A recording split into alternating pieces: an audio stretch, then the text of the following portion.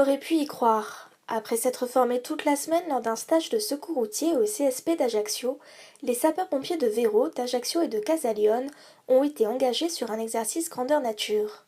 Comme pour un cas réel, les sapeurs-pompiers ont dû agir vite et prendre en compte les différents diagnostics des 3 victimes fictives. Un scénario méticuleusement étudié, comme le raconte Mélanie Massé. Simulation d'accident, moi je faisais partie du véhicule où on était deux.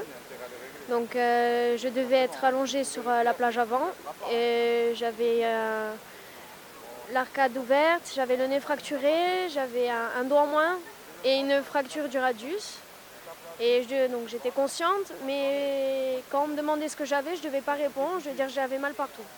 Pendant près de 2 heures, les sapeurs-pompiers ont été épaulés par les personnels du service de santé et de secours médical et par le groupe du secours en montagne. L'exercice demandait de la méthode. 2 véhicules légers étaient accidentés. L'un sur la chaussée, l'autre en contrebas à environ une dizaine de mètres.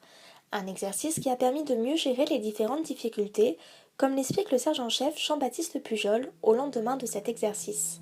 Dans un premier véhicule, donc sous la route, c'était l'accès. Il a fallu tirer des mains courantes, sécuriser le personnel pour accéder déjà au véhicule.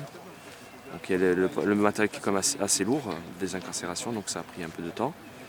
Et sur la deuxième manip, donc, où il y avait 2 victimes, il y avait une victime qui était en urgence absolue, donc qui nécessite un dégagement rapide, mais qui dit rapide quand même, dit en respectant des règles de dégagement. Donc voilà, c'était la difficulté sur les 2 manips. Ensuite, sur celle de ce qui était sous la route, il y avait quand même les montagnards pour aider à la remontée de la victime parce que bon, c'était quand même assez difficile.